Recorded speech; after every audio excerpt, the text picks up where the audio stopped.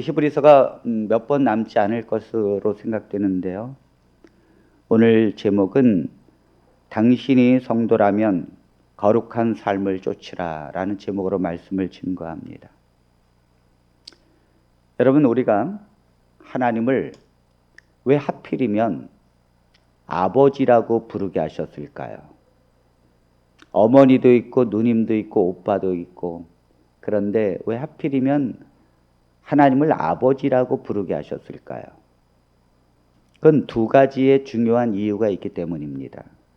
첫 번째는 하나님은 우리를 보호해 주시고 능력으로 인도하는 분이라는 것을 가르쳐 주고 있습니다. 하나님께서 당신의 백성들을 능력과 또 그 보호로 인도해 주신다는 거예요.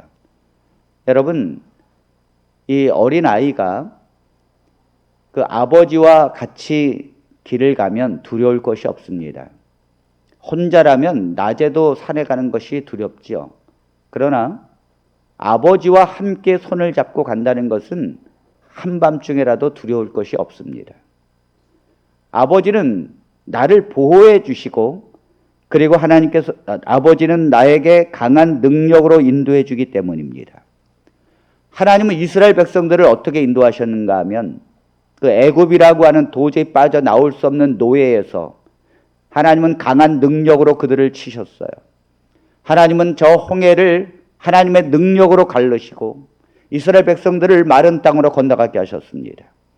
하나님께서는 애굽의 군대를 저 홍해 바닷속으로 가라앉혀 버렸어요. 그리고 하나님께서는 낮에는 구름 기둥, 또 밤에는 불 기둥으로 이스라엘 백성들을 보호하셨습니다. 수많은 독사와 위험이 있달지라도 그 광야에서 이스라엘 백성들을 40년 동안 보호하시고 그 이스라엘 백성들을 인도해 주셨다는 것입니다. 그러므로 하나님은 능력의 하나님이신 줄로 믿습니다. 하나님은 우리를 보호하시는 하나님이에요. 그래서 하나님께서 아버지라는 표현을 쓰는 것입니다. 두 번째는 우리가 잘못 길을 갈 때는 징계하시는 하나님이라는 하나님을 말씀하고 있기 때문이에요. 우리가 자녀들이 이제 어느 정도 크면 어머니 말은 잘 안 듣습니다. 어머니를 우습게 봐요. 그런데 아버지는 다릅니다. 아버지는 두려워합니다. 왜 그렇습니까? 아버지는 징계하는 존재이기 때문입니다. 아버지는 자녀가 잘못된 길로 가면 매를 드는 존재이기 때문에 그래요. 그래서 자녀들이 어머니는 두려워하지 않는데 아버지는 두려워하는 것입니다. 하나님은 우리를 징계하시는 하나님이라는 거예요. 그래서 아버지라는 표현을 쓰는 것입니다. 이스라엘 백성들이 믿음에서 떠났습니다. 지금 이 히브리서의 말씀에서 지금 후반부에 왜 지금 이런 징계라는 말씀을 자꾸 쓰십니까? 이스라엘 백성들이 믿음에서 다시 떠났어요. 이스라엘 백성들이 다시 믿음에서 율법으로 갑니다. 이스라엘 백성들이 자꾸 죄를 짓습니다. 심지어는 고의적으로 죄를 짓습니다. 죄인 줄 알면서도 그 길을 가는 것입니다. 그러니 이스라엘 백성들에게 하나님께서 그 유대인들에게 지금 징계를 하고 있다는 사실이죠. 그들을 하나님께서 그 징계와 채찍으로 지금 다스리고 있다는 것이죠. 그런데 사람들은 그걸 모른다는 거예요. 사람들은 오해를 한다는 것입니다. 하나님으로부터 버림받는다고 생각하고 하나님으로부터 재앙을 받는다고 생각합니다. 또 하나님이 우리를 사랑하지 않는다고 생각해요. 근데 오늘 이 히브리서의 말씀은 아니라는 거죠. 너희를 징계하는 것은 바로 하나님의 자녀이기 때문에 징계한다는 것입니다. 자, 히브리서 12장 5절로 8절에 있는 말씀을 봅니다. 또 아들들에게 권하는 것 같이 너희에게 권면하신 말씀도 있었도다. 일러스되 내 아들아, 주의 징계하심을 경히 여기지 말며 그에게 꾸지람을 받을 때 낙심하지 말라. 주께서 그 사랑하시는 자를 징계하시고 그가 받아들이시는 아들마다 채찍질 하심이라 하였으니 너희가 참음은 징계를 받기 위함이라. 하나님이 아들과 같이 너희를 대우하시나니 어찌 아버지가 징계하지 않는 아들이 있으리요. 징계는 다 받는 것이거늘 너희에게 없으면 사생자요 친아들이 아니니라. 여러분, 이 말씀은요, 계속해서 반복적으로 우리에게 말씀하고 있는데, 하나님께서 우리를 어떻게 대하시는가 하면 아버지가 아들을 대하는 것처럼 대하신다는 것입니다. 그래서 반드시 채찍질을 하고 징계를 한다는 것이죠. 세상에 징계를 받지 않는다. 그것은 사생아라는 것입니다. 아버지가 없다는 거예요.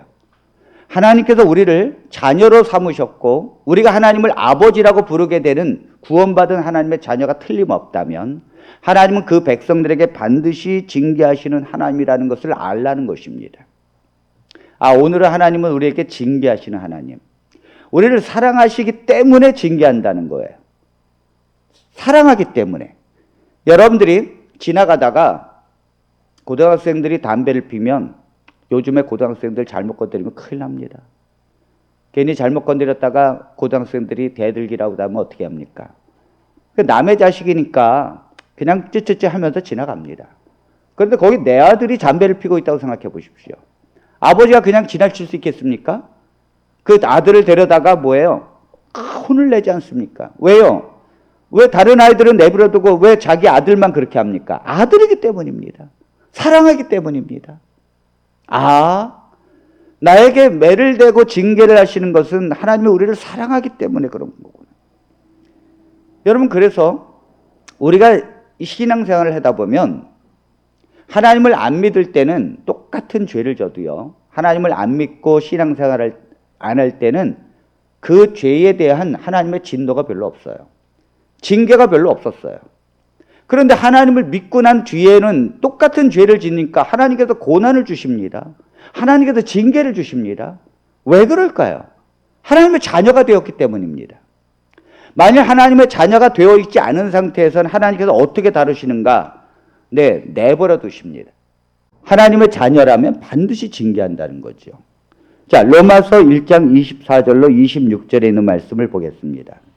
그러므로 하나님께서 그들을 마음의 정욕대로 더러움에 내버려 두사 그들의 몸을 서로 욕되게 하게 하셨으니 이는 그들이 하나님의 진리를 거짓 것으로 바꾸어 피조물을 조물줄보다 더 경배하고 섬김이라. 주는 곧 영원히 찬송할 이시로다. 아멘.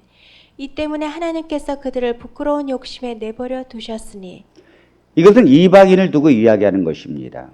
하나님께서 왜 이방인을 왜 다루시지 않는가? 지금 이것은요, 예수 그리스도께서 이 땅에 오시기 전까지 왜 이방인은 하나님께서 그냥 그대로 내버려 두시는가? 하나님의 백성이 아니기 때문에 그래요. 하나님의 백성이 아닌 사람들은 내버려 둔다는 거예요. 그 이스라엘 백성들이 왜 우리만 하나님 이렇게 고난을 주십니까? 왜 우리만 이렇게 이 세상에서 고난받는 백성입니까? 여러분, 이스라엘 백성들처럼 이 세상에 고난을 많이 받은 백성은 없어요. 이스라엘 백성들은 그야말로 이 민족 자체가 고난의 연속이에요. 매일 하나님께 매를 맞습니다. 미디안에 가서 또 속국으로 또 살고, 그 다음에 애굽에서 종노릇하고, 바벨론으로 끌려가고, 또 로마에 의해서 또 짓밟혀지고, 그다음 어떤 강대국이 나타나면 항상 뭐예요? 이스라엘 백성들은 노예가 돼버려요. 또 이스라엘 백성들이 AD 70년에 멸망한 뒤로 세계에 뿔뿔이 흩어져가지고 살지요. 서럽게 살지요. 그 다음에 또 세계대전 때 이 히틀러에 의해서 600만 명 이상이 희생되어지고 그 수많은 죽음을 당하지요. 그 서러움과 그 고난을 이스라엘 백성들처럼 많이 당한 민족이 없습니다. 왜 하나님께서 이스라엘을 그렇게 대하십니까? 하나님이 택한 백성이기 때문입니다. 그런데 하나님께서 이스라엘 백성만 택한 것이 아니에요. 하나님께서 이방인 중에서 이제 하나님을 믿는 예수 그리스도를 주로 영접하는 백성들을 하나님께서 택하신 줄로 믿습니다. 이스라엘 백성들처럼 하나님의 백성들로 택함을 받은 것입니다. 이스라엘 백성들은 하나님을 거역하고 십자가에 못 박았지만 하나님께서 그 아들의 문을 넓혔어요. 자녀의 문을 넓혔습니다. 그래서 예수 그리스도를 믿는 자는 하나님의 자녀로 부르심을 받은 것입니다. 그런데 하나님의 아들로 부르심을 받은 건 좋은데 문제는 반드시 징계가 있다는 거죠. 반드시 책찍이 있다는 거죠. 자, 이방인들은 반드시 내버려 둔다는 거예요. 로마서 1장 28절 29절을 봅니다. 또한 그들이 마음에 하나님 두기를 싫어하매 하나님께서 그들을 그 상실한 마음대로 내버려 두사 합당하지 못한 일을 하게 하셨으니 내 하나님을 마음에 두기를 싫어하는 이방인들은요, 그 상실한 마음대로 하나님께서 내버려 뒀다는 거예요. 그러니까 어떻게 삽니까? 불의, 추악, 탐욕, 악의가 가득한 자, 시기, 살인, 분쟁, 사기, 악독이 가득한 자, 수군수군하는 이런 무슨 죄를 짓는 거예요. 하나님 내버려 두니까. 세상에 악이 관영한 이유가 뭡니까? 그런데도 왜 그들은 심판을 받지 않습니까? 하나님이 내버려 두기 때문입니다. 왜 하나님께서 내버려 둘까요? 그 진노를 쌓고 있는 거예요. 하나님께서 그들은 심판을 합니다. 마지막에 심판을 해서 다 지옥에 들어갑니다. 그들은 영원한 곳에도 고통받게 되어 있어요. 그들은 기다리는 것은 심판과 지옥이 있습니다. 그래서 하나님께서 그들을 내버려 두시는 것입니다. 그렇다면 왜 하나님의 백성들은 징계하십니까? 하나님의 백성들은요, 예수 그리스도를 믿기 때문에 심판에 이르지 않기 때문에 그렇습니다. 하나님의 백성들은 상급을 위해서 달려가는 백성이기 때문에 그렇습니다. 그러므로 하나님의 백성들은 지금 징계를 받는 것은 당연합니다. 왜요? 심판에 이르지 않기 때문입니다. 만약 하나님의 백성이 심판에 이르러서 지옥 간다면 그때 징계하시지. 그러나 지금 하나님께서 징계하는 이유는 하나님의 백성은 심판에 이르지 아니하나니 사망에서 생명으로 옮겼느니라. 아멘. 그러므로 하나님의 백성이 심판을 이 땅에서 징계를 받는 것은 너무도 당연하다고 하는 것입니다. 신자가 반복해서 죄를 짓게 되면 하나님은 참으셨다가 매를 대십니다. 어떤 매를 드시는가 하면 어떤 사람은 그 물질에 시험받고 죄를 짓다가 그 물질을 다 사라지게 하십니다. 또 어떤 사람은 큰 병을 줍니다. 또 어떤 사람은 자기의 인생의 모든 것이 다 땅으로 떨어집니다. 그리고 어떤 사람은 큰 고난을 받습니다. 또 어떤 사람은 사고를 당합니다. 또 어떤 사람은 자녀를 칩니다. 어떤 사람은 수없이 많은 고난과 역경 속에서 삽니다. 이 모든 것들은 하나님께서 하나님의 백성을 사랑하는 방법입니다. 사랑하는 방법. 하나님께서 우리를 십자가에서 구원해 주신 것은 우리를 구원하기 위함만은 아닙니다. 하나님께서 십자가에서 우리의 죄값을 치르시고 돌아가시고 피 흘려서 우리를 하나님의 자녀로 만든 것은 우리를 구원하기 위함만은 아니에요. 우리를 거룩한 길로 가게 하기 위함입니다. 하나님께서 우리를 예수님께서 부활하실 때 우리를 새 생명으로 하나님의 자녀로 거듭나게 하신 것은 하나님께서 우리를 새로운 하나님의 자녀의 길을 걸어가게 하기 위함이에요. 우리가 구원받은 것으로 만족해서는 안 됩니다. 그러므로 그리스도인들의 삶의 목표를 누가 묻는다면 한 가지로 대답해야 합니다. 그것은 바로 거룩함이에요. 거룩함. 여러분, 탕자가 아버지의 집을 떠나서 세상에서 방탕할 때는 탕자에게 하나님의 목적은 집으로 돌아가는 것입니다. 하나님의 사랑을 깨닫고 기다리시는 아버지를 향하여 회개함으로 돌아가는 것입니다. 하나님이 팔 벌려서 이 탕자를 기다리고 있다는 것을 알려주는 것입니다. 그래서 돌아가는 것이 목적입니다. 그렇다면 이 탕자가 이제는 아버지의 곁으로 돌아왔습니다. 하나님의 자녀의 신분을 회복했습니다. 이제는 금반지도 끼워줬고 신발도 신어주면서 송아지까지 잡았습니다. 그렇다면 이후부터 이 아들이 아버지 곁에서 살아갈 길이 무엇입니까? 바로 뭐예요? 거룩함이에요. 거룩함. 돌아온 탕자는 그때부터 거룩한 삶이 목표이지 아버지께로 돌아가는 것이 목표가 아니라는 거지요. 오늘 우리는 하나님의 자녀가 되었습니다. 우리는 예수님을 믿고 하나님의 자녀가 되었고 거듭난 백성입니다. 그러므로 우리의 삶의 목표를 묻는다면 거룩함인 줄로 믿습니다. 거룩한 길을 가야 합니다. 왜요? 하나님의 자녀이기 때문입니다. 하나님의 자녀이기 때문에 거룩한 길을 가야 되는 거예요. 우리나라 배구 선수 중에 이다영, 이재영이라고 하는 아주 예쁜 쌍둥이 자매가 있습니다. 배구 실력도 굉장합니다. 키도 크고 그리고 배구도 잘해서 둘 다 국가대표 선수였죠. 그런데 얼마 전에 인터넷으로 많은 문제가 일어나기 시작했습니다.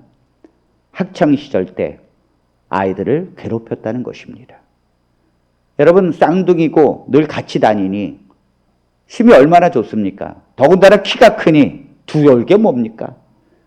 제가 생각해도 정말 최고의 힘을 가졌어요. 그러니 그 힘으로 자기들이 갖고 있는 이 쌍둥이의 힘, 그리고 이 거구의 힘으로 수많은 사람들을 괴롭혔다는 거예요. 왕따를 시키고 괴롭히고 학대했다는 것입니다. 그런데 이 배구 선수로 활동하는데 사람들은 몰랐다는 거죠. 그런데 사람들은 그의 학창시절 때 이 학생들을 괴롭혔다는 것을 계속해서 인터넷에 띄우기 시작했어요. 그가 거기에서 회개하고 내가 잘못했다고 하면서 사죄를 했더라면 아마 분노하지 않았을 것입니다. 그런데 그가 뭐예요? 자기를 그렇게 고소하고 비난하는 사람을 위해서 막고소를 하고 그들 향하여 다시 뭐예요? 정죄하기 시작하고 회개하는 기색이 보이지 않자 결국 스포츠 사회 그 회사에서 어떻게 했습니까? 이 두 자매를 선수 생활을 접고 지도자의 길도 영구히 가지 못하도록 제한해 버렸어요. 이제 그들은 배구계를 완전히 떠난 것입니다. 여러분, 학교 다닐 때에 남을 괴롭히는 그것이 큰 죄는 아닙니다. 다시 말해서 그 죄가 감옥 갈 죄는 아니라고요. 그것이 비난받을 죄는 아니에요. 수많은 사람들이 그렇게 행하고도 멀쩡히 살고 있어요. 그런데 왜 이 자매에게는 문제가 되었습니까? 국가대표이기 때문입니다. 이 자매는 국가대표이기 때문에 그래요. 대한민국을 대표하는 사람이기 때문입니다. 평범한 사람이 그랬다면 그것이 이슈가 되지 않았을 것입니다. 그런데 그들은 국가를 대표해서 나라를 위하여 국위선양하는 사람들입니다. 그런데 그들의 인격적이지 않는 그 비인격적인 행동들이 드러나게 되었을 때는 국민들이 용납하지 않는 거예요. 국민들이 비난하는 것입니다. 우리가 하나님의 자녀가 되지 않았을 때는 죄를 지어도 누가 뭐랄 사람이 없습니다. 하나님조차도 내어버려 두십니다. 그런데 하나님의 자녀가 되었습니다. 우리는 하나님의 거룩한 신분을 얻었습니다. 하나님께서 우리를 성도의 신분으로 회복해 주셨습니다. 그러므로 우리가 죄에 거하고 죄된 삶을 살 때는 하나님께서 강하게 징계하십니다. 왜요? 하나님의 자녀이기 때문입니다. 그만큼 우리의 신분이라는 것은 위대하기 때문에 그래요. 그만큼 우리에는 하나님의 높은 신분을 얻은 자녀이기 때문입니다. 그렇기 때문에 하나님의 뜻은 거룩한 길을 가는 것입니다. 베드로전서 1장 15절로 16절에 있는 말씀을 봅니다. 오직 너희를 부르신 거룩한 이처럼 너희도 모든 행실에 거룩한 자가 되라. 기록되었으되 내가 거룩하니 너희도 거룩할지어다 하셨느니라. 여러분, 우리가 십자가의 은혜로 예수님을 믿음으로 우리가 죄가 사라졌고 하나님께서 용서함을 받은 죄인입니다. 그런데 하나님은 그렇게 살았으니 이제는 너희가 아무렇게나 살아도 된다고 말하는 것이 아니에요. 여기 이 말씀은요, 신약에 있는 말씀이라는 걸 잊어서는 안 됩니다.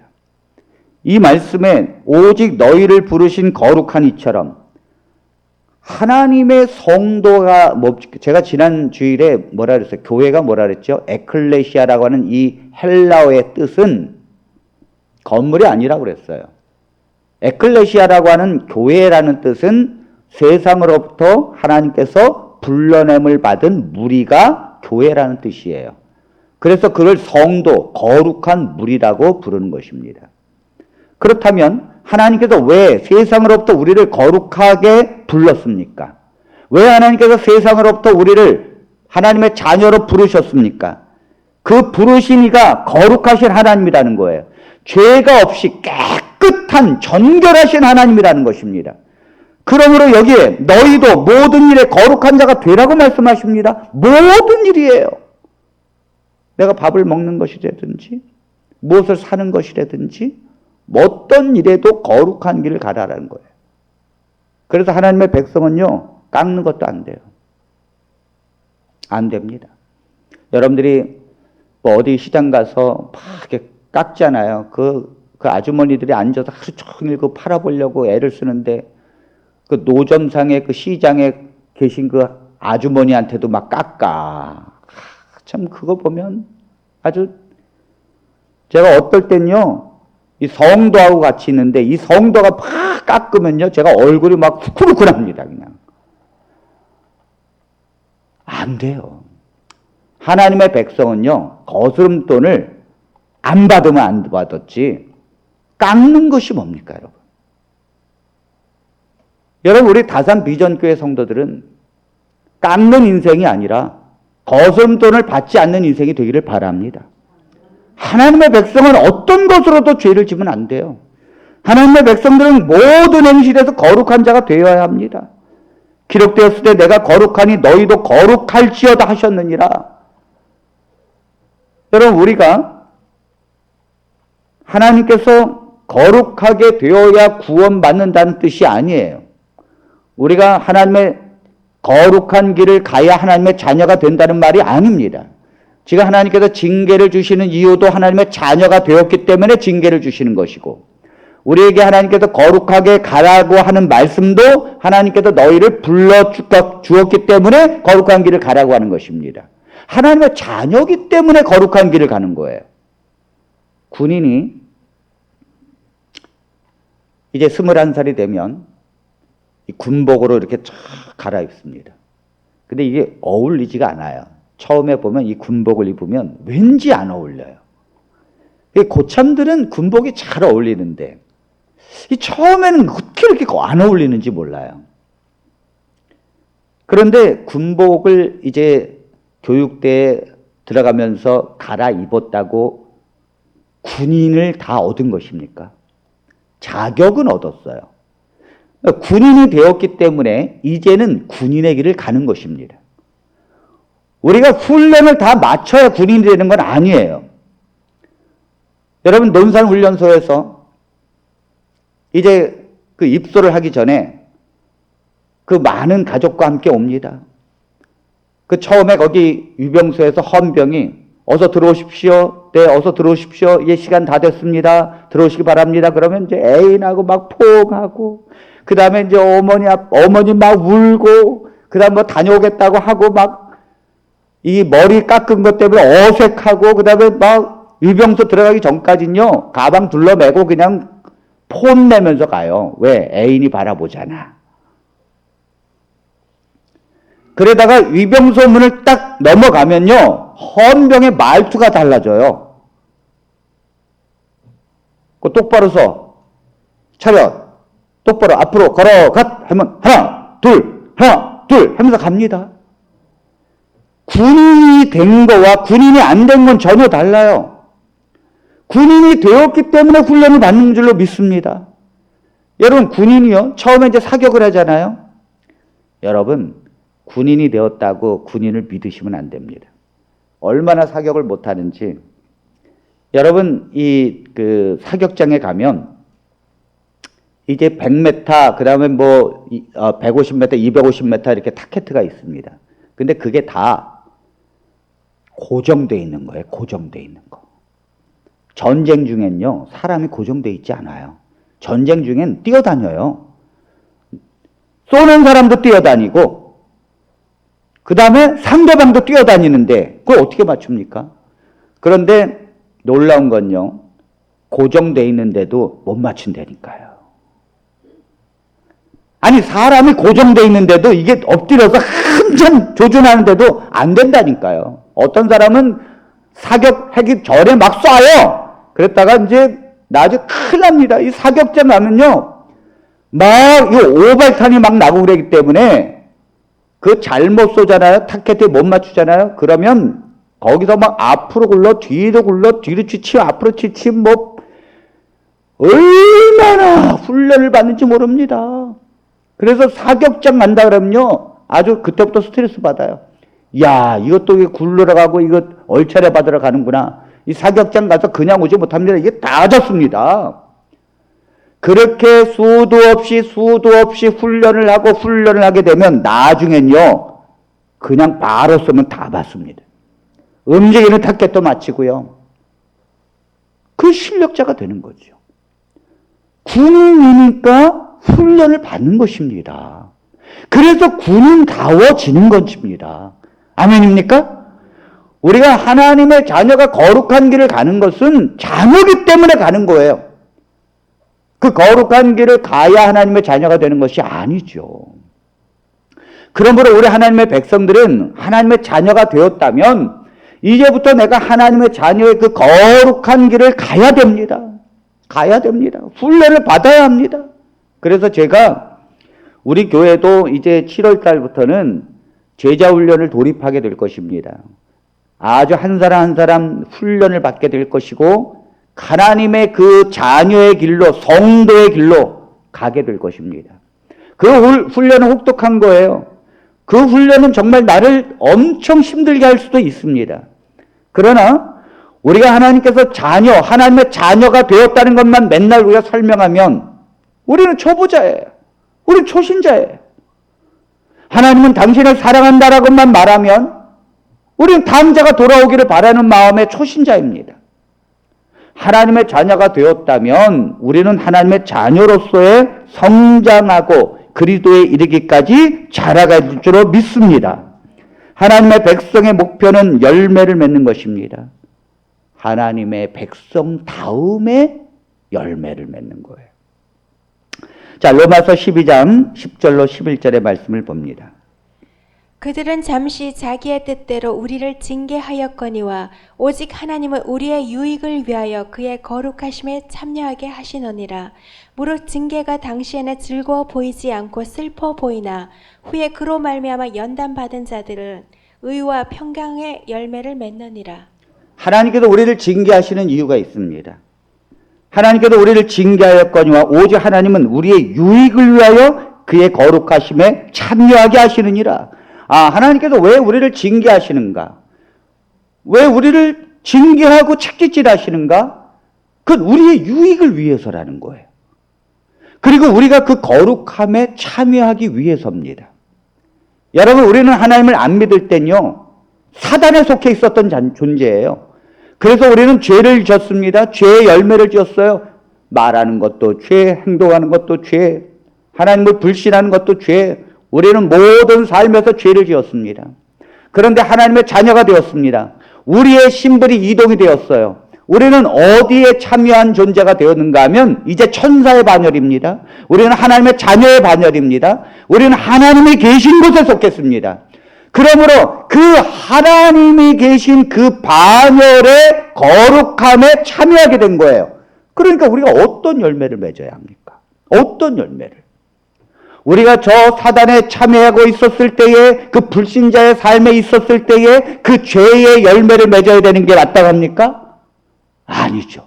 우리가 불신을 하고 남을 비방하는 그 열매를 맺어야 되는 게 마땅합니까? 아니죠. 우리는 거룩함에 참여하게 되었다니까요. 하나님께서 우리를 왜 징계하십니까? 왜 우리가 죄를 지을 때마다 하나님께서 고난을 인도하십니까? 우리를 거룩함에 참여하기 위해서입니다.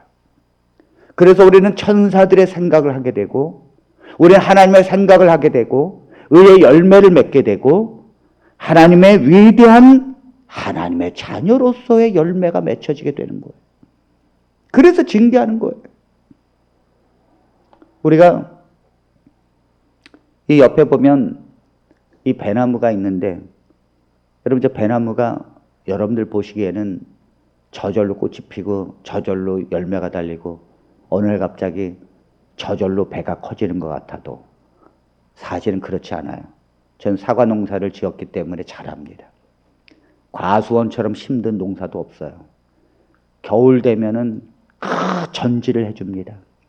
그 전지를 해주는 건 뭐냐면 오로지 필요 없는 가지, 열매를 맺기 위해서 존재하지 않는 가지는 쳐버려요. 아프지만 쳐버립니다. 그리고 또 거름을 줍니다. 그래서 또 에너지를 또 올립니다. 그리고 또 그 필요 없는 햇빛을 또 막아주는 그 이파리는 또 따줍니다. 온갖 농부는 이 1년 12달 이 과원을 돌봅니다. 오직 열매를 맺기 위하여. 하나님은 우리를 다루시는 방법도 똑같아요. 하나님께서 우리를 하나님의 형상을 회복하기 위하여 하나님은 우리를 계속해서 돌보신다는 거죠. 여러분, 우리가 연단을 받아서 하나님의 거룩한 형상을 되는 문제는 조각을 하는 것과 같아요. 어떤 조각가가 무엇을 만들기 위해서 먼저 본을 뜹니다. 그리고 필요하지 않은 건 다 뭐예요? 도려낸다는 거죠. 도려내다 보면은 어느 순간에 위대한 작품이 되는 것처럼 하나님의 백성이 너무도 도려낼 것이 많아. 하나님의 백성이 도박도 하고, 하나님의 백성이 또 술 먹고, 하나님의 백성이 또 죄도 짓고, 하나님의 백성이 또 저기 가서 또 죄를 짓고, 너무도 많은 도려낼 것들이 많아요. 하나님께서는 다 뭐예요? 그걸 치는 거예요. 이게 뭐예요? 징계라는 거죠. 그래서 하나님 앞에 큰 고난을 당하고 징계를 받은 자는 삶이 단순해집니다. 단순해져요. 하나님을 섬기는 것 외에는 중요하지 않다는 걸 알게 됩니다. 내가 세상을 향해서 가는 것이 아무것도 아니라는 걸 알게 돼요. 그렇게 노심초사하게 그거 아니면 안 된다고 하는 그런 것들이 다 뭐예요? 아무것도 nothing이에요. 내가 하나님을 믿는 것이 가장 중요한 거, 내가 의의 길로 가는 것이 가장 중요하고, 내가 하나님 앞에 기도의 삶을 사는 것이 가장 위대하다는 것을 알게 됩니다. 그리고 내가 하는 모든 것은 하나님의 의의 길의 열매를 맺기 위함입니다. 내가 영업하는 것도, 내가 가게를 하는 것도, 내가 알바를 하는 것도 다 하나님의 나라를 위함입니다. 단순해지는 거예요. 그리스도인의 삶은 이 한 가지의 목적을 향해서 가는 거예요. 예배를 드릴 때는 하나님을 향하여 가다가, 또 집에서 갈 때는 또 세상적으로 가다가, 세상에서 직업을 갖고 일할 때는 또 사람들과 싸우고 이기적으로 가다가, 너무 방향이 달라. 하나님의 백성은 오직 한 길에 선 줄로 믿습니다. 여기에 11절에 이렇게 말씀하고 있습니다. 무릇 징계가 당시에는 즐거워 보이지 않고 슬퍼 보이나 후에 그로 말미암아 연단받은 자들은 의와 평강의 열매를 맺느니라. 아멘. 원래 징계는요, 좋아하는 사람이 아무도 없어요. 왜냐하면 이 징계는 정말 씁니다. 정말 써요. 근데 이 쓴 게 또 약입니다.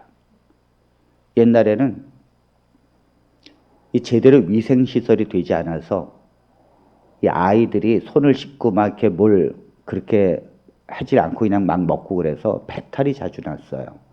여름 되면은 배탈이 나고 설사를 하고 더위를 먹으면 기운을 못 차리면 저희 아버지가 저 들에 가서 익모초라는 걸 비워옵니다. 이야, 그 익모초를요 절구에 막 찧어요. 그러면 그 쪄가지고 그 다음에 막 그 자루에다가 막 짭니다. 그러면 이제 그 초록색의 그 진한 국물이 생기는데, 아유, 그거를 그냥 코를 막 잡고 막 먹이는데요. 아유, 저는 정말 세상에 그렇게 쓴 게 있다는 걸 몰랐어요. 정말 전 쓸개를 안 먹어봤지만 쓸개를 빨아먹는다면 그런 것 같아요. 그러니까 그렇게 쓴 게 먹을 때는 그렇게 쓴데 그 다음날 되면 배가 아픈 게 감쪽같이 났네. 정말 이 기운이 없어가지고 식은땀 흘리는 게 깨끗이 났네. 이야, 쓴 게 이렇게 효과가 있구나. 하나님께서 우리에게 징계를 퍼부을 땐요, 쓰다고요. 그거 좋아할 사람은 아무도 없어요. 아주 막 뱉어버리고 싶어요. 뛰쳐나가고 싶고요. 이 징계 때문에 하나님을 안 믿고 싶다니까요. 하나님 왜 하나님을 안 믿을 때보다 하나님을 믿을 때가 왜 이렇게 더 힘듭니까? 왜 하나님을 안 믿을 때는 내가 이렇게 편하게 그 죄를 짓고도 살았는데, 내가 도를 살아가도 아무런 문제가 없었는데, 왜 하나님을 믿고 나서는 도를 살아가면 왜 이렇게 나를 치시고 자꾸 이렇게 무너지게 만드십니까? 하나님을 사랑하기 때문입니다. 하나님이 여러분들을 하나님의 형상으로 회복하여 의의 열매를 맺게 하기 위함입니다. 그래서 여러분들에게 나눠주는 열매, 화평하게 하는 열매, 사랑하게 하는 열매, 그리고 선을 향하여 가는 열매, 용서하는 열매, 희생하는 열매, 죄를 짓지 않으려고 하는 열매, 이런 성령의 열매들이 그의 삶에 맺히게 되는 거예요. 하나님이 바라시는 게 그거예요. 그러므로 우리가 징계는 다 받는 것이라고 했습니다. 하나님의 백성이라면 징계는 다 받는 거예요. 만일 내가 징계가 없이 너무도 편안해, 그렇다면 두 가지 중에 하나예요. 거의 예수님의 경지에 올랐다든지 아니면 하나님의 자녀가 아직 안 되었다든지. 하나님의 자녀가 된 사람들은 다 징계가 있고 착취질이 있습니다. 그걸 당연한 것으로 여겨야 합니다. 그러므로 이러한 모든 징계가 우리에게 올 때에 하나님의 백성들은 그 징계에 대한 태도가 중요하다는 거예요. 이 태도에 따라서 그 징계가 그 사람에게 재앙이 될 수도 있고 축복이 될 줄로 믿습니다. 달라지는 거죠. 뭐에 따라서요? 내가 그 징계를 어떻게 받아들이고 그 태도, 징계에 대한 나의 태도에 따라서 재앙도 되고 축복도 된다는 것입니다. 그럼 어떻게 그것이 축복이 될까요? 자, 먼저 징계를 받을 때 그 징계를 주시는 하나님을 업신여기지 말아야 합니다. 두려워해야 합니다. 자, 욥기 5장 17절로 18절에 있는 말씀을 봅니다. 볼지어다 하나님께 징계받는 자에게는 복이 있나니 그런즉 너희는 전능자의 징계를 업신여기지 말지니라. 하나님은 아프시게 하다가 싸매시며 상하게 하시다가 그의 손으로 고치시나니. 네, 우리가 징계를 받는 자는 반드시 복이 있습니다. 그런데 복이 없는 사람은 어떤 사람일까요? 하나님의 징계를 업신여깁니다. 업신여긴다는 것은 하나님께서 징계를 내리실 때 불평한다는 거예요. 하나님, 나에게 징계를 내릴 자격이 있습니까? 그러면서 하나님, 내가 이렇게 잘했는데 뭐하 이런 징계를 주십니까? 업신여기는 거죠. 나의 죄를 보지 아니하고 오히려 하나님에게 그 책임을 막 떠맡겨요. 그리고 이 징계를 하나님이 주시는 것인지도 깨닫지도 못합니다. 잠언서 1장 7절에 이렇게 말씀합니다. 야훼를 경외하는 것이 지식의 근본이거늘 미련한 자는 지혜와 훈계를 멸시하느니라. 하나님께도 이 지혜를, 이 징계를 통해서 하나님의 메시지가 있다는 거죠. 하나님의 어떤 훈계가 있다는 거죠. 제가 지금 가고자 하는 길에 하나님이 아니라는 거죠. 너는 왜 그 길로 가느냐 하면서 하나님의 어떤 메시지가 있는데 미련한 자는 이 훈계를 모른다는 거예요. 모른다는 거예요. 하나님의 메시지를 모른다는 거예요. 그래서 어리석은 사람은 그 징계가 재앙이 되는 것입니다. 이렇게 된 사람은 교회를 다녀도 삐딱하게 삽니다. 하나님의 그 은혜와 사랑을 이야기하면 삐딱하고 또 불평하고 그 다음에 사람을 정죄하고 교회는 목사님 흉이 있나 없나 그것만 바라보고 삐딱하게 되는 이유가 징계를 대하는 태도가 달라서 그래요. 징계를 받을 때 우리를 아프시게 하지만 하나님은 그걸 싸매시고 하나님은 우리를 상하게 하시다가도 그의 손으로 우리를 결국 고친다는 하나님의 은혜를 생각하면 감사할 일입니다. 감사할 일입니다. 여러분들이요, 이 어떤 병이 있어요. 그러면 이 병을 의사가 진단을 하고 그 다음에 수술을 권유합니다. 그럼 이 수술을 받을 때 얼마나 아픕니까? 아무리 여러분 진통제를 쓴다 할지라도 수술은 정말 힘든 거예요. 그 방사선 치료 받는 게 그게 머리 빠지고 엄청 힘든 것입니다. 정말 이 모든 힘이 다 빠집니다. 그런데 왜 우리가 수술을 받습니까? 결국은 회복하는 것을 믿기 때문입니다. 내가 수술하는 건 지금 당장은 힘들지만 그 수술한 이후에 병을 고쳐주신다는 것을 믿기 때문에 그래요. 우리는 지금 전염병을 앓고 있습니다. 세계적으로 이 코로나가 전염되어지고 지금 1년 넘게 우리는 힘든 세월을 보내고 있습니다. 그런데 잘 보십시오. 많은 사람들이 하나님의 백성들이 이 전염병을 왜 오는가? 성경에서 전염병은 하나님의 징계예요. 성경에서 하나님께서 당신의 백성들을 사랑하는 마음으로 징계하실 때는 언제나 전염병을 보냈어요. 근데 왜 교회가 이걸 못 깨닫는지 전 모르겠어요. 정말 모르겠어요. 성도들은 이 전염병을 통해서 대통령을 욕할 게 아니에요. 여러분, 대통령이 막습니까, 예배를? 하나님이 막으시는 거예요. 대통령이 막는 게 아니에요. 경기도지사가 막는 게 아니라니까요. 하나님이 죄를 짓는 이스라엘 백성들에게 안식일에 교회에 오지 말라는 거예요. 너희들은 내 마당만 밟고 또다시 죄를 짓고 있는 너희들을 향하여 내 성전에 오지 말라는 것입니다. 하나님께서 죄를 지는 백성들에게 징계를 내리시면서 전염병을 돌게 합니다. 왜? 모이면 안 되니까. 그래서 모이지 못하도록 하나님께서 전염병을 보내는 거예요. 하나님의 백성으로 모이지 못하도록. 왜 우리가 이걸 모릅니까? 그래서 전염병이 있을 땐 예배도 못 드렸다고요. 이스라엘 백성들이 성전에 오지도 못했다고요. 문둥병자들이 전염하는 문둥병자들 어딜 성전에 옵니까? 못 왔다고요. 이 코로나는요, 전염병이에요. 이 전염병은 하나님이 교회에게 징계를 내리시는 거예요.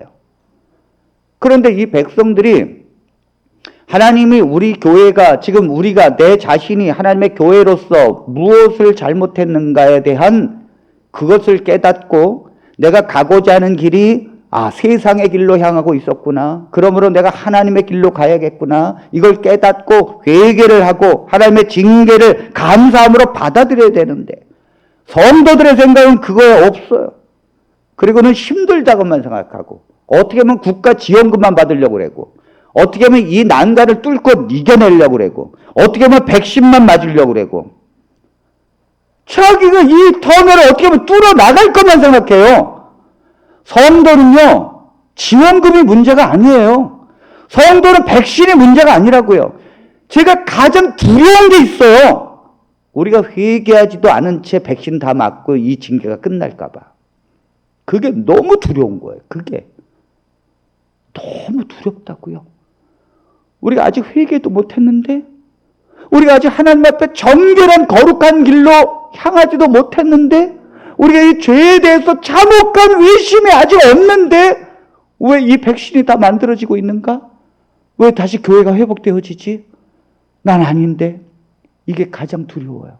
이 기회를 놓치면 나는 여전히 또 죄에 거하고 죄의 길을 가게 되고 이 재앙이 멈춰지게 되면 나는 또다시 세상으로 향할 텐데 하나님 이대로는 안 됩니다.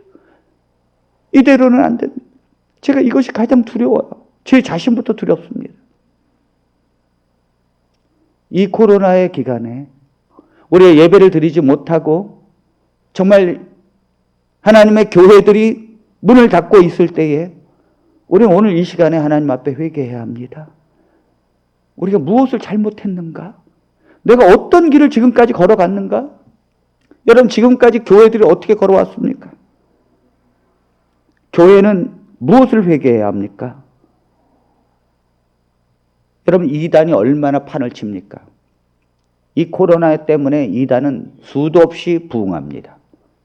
교회들은 개신교회는 무너지고 있는데 이단만 부흥해요.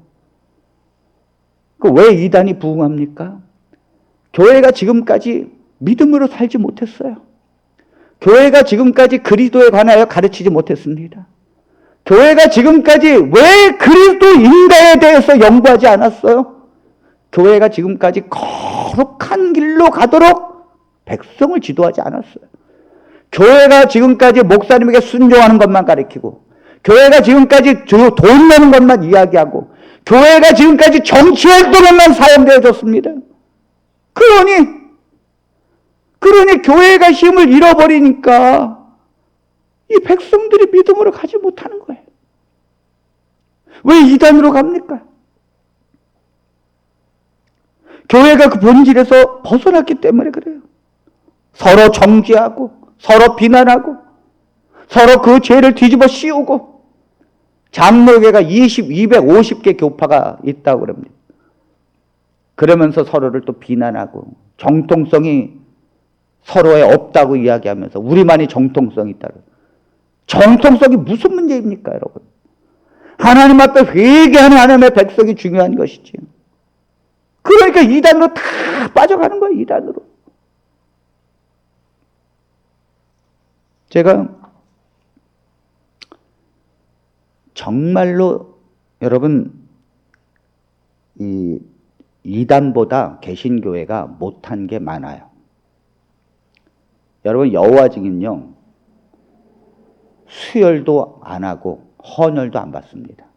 왜냐하면 성경에 피를 먹지 말라라고 하는 이 계명을 그들은 철저하게 지키기 때문에 그래요. 물론 그것은 지금 그 피를 먹지 말라라고 하는 것은 그런 의미가 아닙니다. 그래서 이 기독교인들은 그 피를 먹지 말라라는 그 의미를 이제는 잘 깨닫고 그 피를 먹는 것도 다 합니다. 그런데 어떻든 간에 여호와 증인은 그 법이 지금도 유효하다고 해서 피를 먹지 않는다. 피를 먹는 것을 가장 잘 먹는 게 뭐예요? 헌혈 받는 거예요. 헌혈 받는 것처럼 피를 잘 먹는 게 어디 있습니까? 그러니까 자녀가 수혈을 받아야 되는데 그래야 살 수 있는데도 여호와 증인은 수혈시키지 않아요. 자녀도 내가 죽으면 죽었지 헌혈 안 받겠다 그럽니다. 수혈 안 받겠다 그럽니다. 이야, 지독합니다. 여호와 증인은요, 집총 거부 안 합니다. 집총 거부합니다. 군대에 가서 총 들지 않아요. 이유가 뭐냐면 잘못된 사상 때문입니다. 이 세상의 나라를 사단의 나라라고 가르칩니다. 교회만 하나님의 나라고 세상은 다 사단의 나라래요. 그래서 세상과 세상, 민족과 민족이 싸우는데 거기 군대가 된다는 것은 사단의 군대가 된다는 뜻이에요. 그래서 집총 거부하는 거예요. 내가 왜 사단의 군대로서 총을 드냐 이거죠. 세상을 다 사단의 나라로 보니까. 그러나 실제 그렇지 않습니다. 실제는 이 세상 가운데서도 선과 악의 대쟁투가 있습니다. 하나님의 백성이 있고 사단의 대력 세력이 있습니다. 그래서 이 무너뜨리고 싸우려고 하고 이걸 보호하기 위해서 군대가 필요한 거지요. 그래서 우리는 총을 듭니다. 여호와 증인은 그렇게 생각하지 않아요. 어떻든 간에 여호와 증인들은요, 철저하게 그 율법을 따른다는 거죠. 자기가 감옥에 들어가서 영창을 가더라도 타협하지 않는다는 거예요. 여러분, 안식일 교회는 된장찌개 시켰다가 거기에 조개가 들어가 있으면 반드시 걸러냅니다. 한 번은 냉면을 시키는데 냉면에 이 어떤 그 황태 그 쪼가리가 들어가는데 그걸 다 걷어냅니다. 그래서 안식일 교회는 한 사람이 또 걷어내면 다른 사람도 다 걷어내야 돼요. 여러분, 누가 보면 참 이상하고 그런 거죠. 그러나 그들이 왜 걷어냅니까? 이 부정한 음식, 물론 레위기법은 십자가로 폐해졌습니다. 그러나 그들은 폐해지지 않았다고 믿고 있습니다. 그렇기 때문에 지금은 골라내는 것입니다. 그런데 잘 보십시오. 된장찌개에 골라내고 철저하게 부정한 음식 안 먹으려고 하는 그들이 무엇이 잘못됐습니까? 하나님 앞에 그들은요, 그것이 거룩하게 사는 길이라고 가는 거예요. 그런데 개신교회는 너무 자유로워. 너무 죄 짓는 것에 대해서 노출되어 있어요. 여러분, 하나님께서 십자가에서 우리를 구속해 주신 것은 자유롭게 살라고 하는 것이 아닙니다. 율법으로부터 우리를 해방시켜 주신 것은 죄에 거하기 위해서 죄의 삶을 살라고 하는 것이 아니에요. 절대 그렇지 않아요. 저 이단들은 그 수혈 하나 안 받는 거, 그 조개 하나 걸러내는 것도 모든 창피를 무릅쓰고 영창 가는 걸 무릅쓰고도 하는데 하나님의 백성들이라고 하는 교회가 죄를 너무 쉽게 지고 있어요. 죄를 너무 쉽게 지고 있다고요. 징계를 내리는데도 회개도 안 해요. 하나님은 얼마나 거룩한 길을 원하시는데도 그 길을 위해서 징계를 내리고 우리를 계속해서 책짓질하는데도 아무것도 깨닫지 못합니다. 교회는 목사님을 청백에서 부르면 잡는들 눈치 보느냐고 목사님은 죄에 대해서 말하지도 못해요. 서로 눈치만 보다가 하나님의 은혜만 이야기하다가 갑니다. 그러니 백성들은 교만합니다. 무엇이 죄인 줄 모릅니다. 히브리서의 이 말씀이 도대체 우리에게 무슨 적용이 됩니까? 히브리서 12장 4절 5절에 이렇게 말씀하고 있습니다. 너희가 죄와 싸우되 아직 피 흘리기까지는 대항치 아니하고 또 아들들에게 권하는 것 같이 너희에게 권면하신 말씀을 잊었도다. 우리는 하나님께서 우리에게 권면하십니다. 죄를 짓지 말고 거룩한 삶으로 가라고 말씀하십니다. 그런데 그걸 잊어버리고 죄와 싸우기 위하여 피 흘리기까지 대항하지 않아요. 여러분, 내가 오늘도 죄를 졌어요. 그럼 그걸 갖고 하나님 앞에 눈물 흘리면서 내가 다시는 이 길을 걷지 않도록 하나님과 씨름해야 합니다. 예수님이 겟세마네 동산에서 죄와 싸우기를 피를 토하듯이 싸운 것처럼 하나님의 백성이라면, 예수 그리스도를 따르는 백성이라면 죄의 길로 가는 이 문제에서 하나님 앞에 싸워야 합니다. 하나님, 난 이 길 절대 가고 싶지 않다고. 하나님, 나는 거룩한 길을 가게 해달라고. 죄와 싸우는 성도가 되어야 합니다. 주님이 말씀하셨어요. 오른손이 죄를 지으면 찍어버리라고요. 죄를 짓고 지옥에 가는 것보다 불구자로 천국에 가는 것이 낫다는 것입니다. 왜 그 말씀을 우리는 무시합니까? 왜 죄가 지옥으로 끌고 간다는 것을 우리는 무시합니까, 여러분? 얼마 전에 우리 한강에 젊은 의대생이 빠져서 이제 죽었죠. 여러분들 다 아시는 것처럼 우리 손정민 군이 결국은 이제 시체로 돌아오고 그 원인 때문에 이 네티즌들이 수도 없이 그 원인을 밝히려고 애를 썼고 또 이 경찰도 모든 CCTV를 다 동원해서 또 그걸 목격한 사람을 다 토대로 해서 결국 5월 27일 날 경찰이 공식 발표를 했습니다. 그러면서 손정민 학생의 죽음에는 어떤 살인의 흔적은 없다. 그렇게 발표했어요. 이것 때문에 물론 이 아버지는 너무너무 슬프죠. 너무너무 슬픈 거죠. 그런데 결론이 뭡니까, 그럼? 이 학생을 죽게 한 원인이 뭡니까? 바로 술이에요. 술.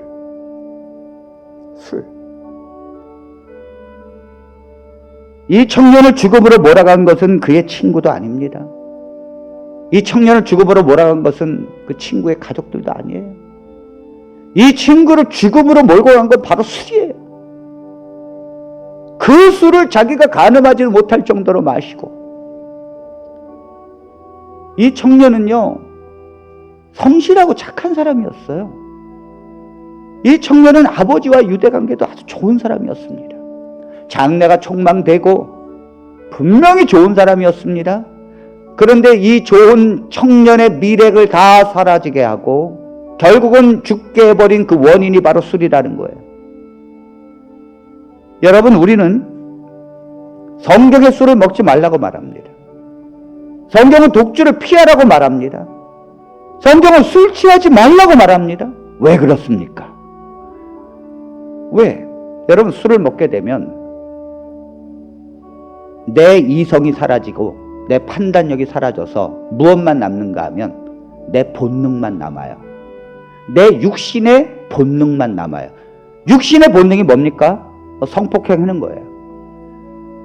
남자는 육신의 본능은 씨를 퍼뜨리려고 하는 본능이 있다고요. 우리가 지금 그 일을 안 하는 것은 이성적 판단력을 갖고 있기 때문에 그렇습니다. 양심이라는 게 있기 때문에 그래요. 그래서 술이라는 것은 내 이성적 판단을 멈춰버리고 본능을 따르게 합니다.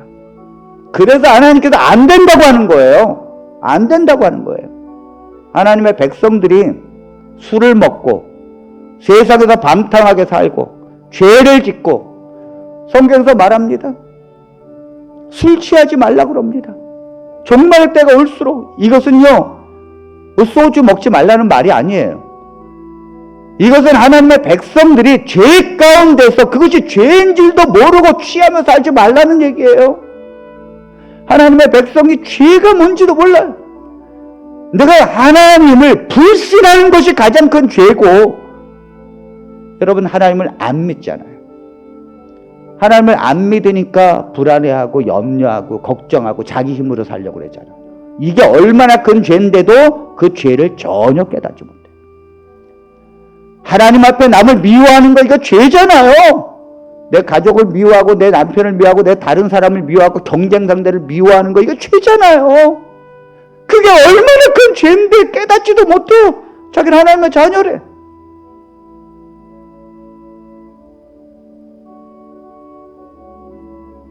하나님의 예배에 안 오는 거 죄잖아요.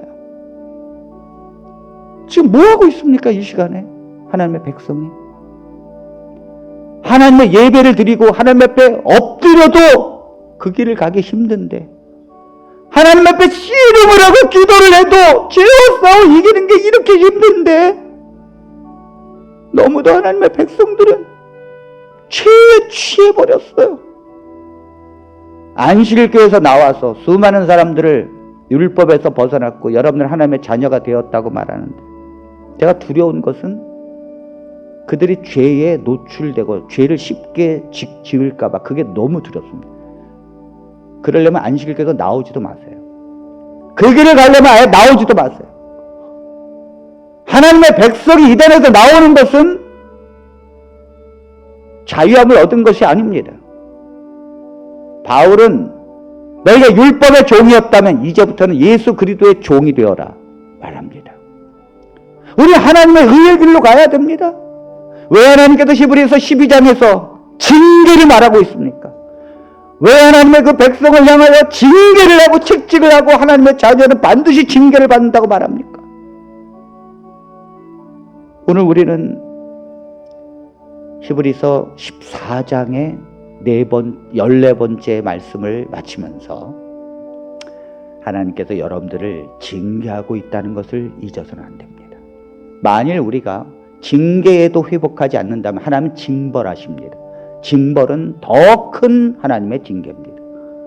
그것은 우리가 감당할 수 없을 정도로 큰 거예요. 그러므로 우리는 하나님 앞에 회개해야 합니다. 하나님 앞에 교회가 바로 가지 못한 것, 내가 주님께 믿음으로 가지 못한 것, 내가 하나님을 나의 삶을 통해서 하나님 되게 하지 못한 것, 나의 삶을 통해 하나님의 이름이 망령되이 일컬어진 것, 내가 세상 사람들처럼 이기적으로 산 것, 여러분 세상 사람들처럼 살아. 하나님의 백성은요 구별되어졌다니까요. 세상으로부터 불러냄을 받았다니까요. 왜 불러냈습니까? 세상과 다르게 살라고. 세상이 죄와 타협하면 하나님의 백성 어떻게 삽니까? 반대로 살아야 합니다. 하나님의 백성이 어떻게 살아야 합니까, 목사님? 네, 세상 사람과 반대로 살면 됩니다. 세상 사람들이 돈 걱정해서 삽니까? 그 이방인들이나 하는 것이라 그랬어요. 하나님의 백성은 먹을 것이 있어야 될 줄을 아느니라 말씀하셨습니다. 그러므로 하나님은 나라와 그의 의를 구하라고 말씀하셨습니다. 반대로 살아야 합니다. 세상 사람들이 이기적입니까? 하나님의 백성들은 나누십시오. 그냥 주십시오. 원하면 주십시오. 세상 사람들이 탐욕의 삶을 삽니까? 하나님의 백성들은 탐욕을 십자가에 못 박았다고 했습니다. 그런데 왜 하나님의 백성이 세상에서 허우적거리며 삽니까? 저는 우리 다산 비전교회가 복음이 있는 교회라는 말을 듣기 원치 않습니다. 복음의 삶이 거룩한 삶이라는 것을 증거하는 교회가 되길 원합니다. 복음을 믿는 백성이라면 정말로 거룩한 길을 가고 의의 열매를 맺으면서 죄와 피투성이가 돼서 싸우길 원하고, 오직 성령이 아니면 이 길을 못 간다는 고백 아래 울부짖으면서 기도하는 거룩한 교회가 되길 원합니다. 그것이 제가 원하는 교회의 모습이에요. 우리 모두 하나님 앞에 그런 하나님의 자녀로서의 길을 가게 되길 바랍니다. 이 시간 주님 앞에 기도합니다.